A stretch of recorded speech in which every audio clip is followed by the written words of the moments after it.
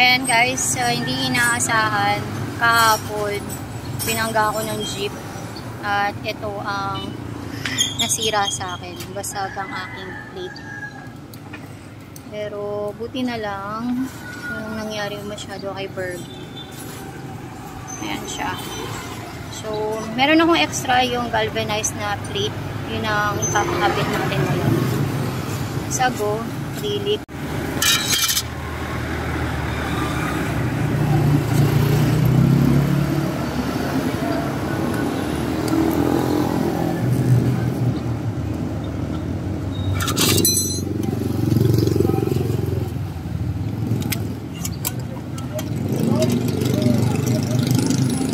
Kakabit na natin yung sago na acrylic.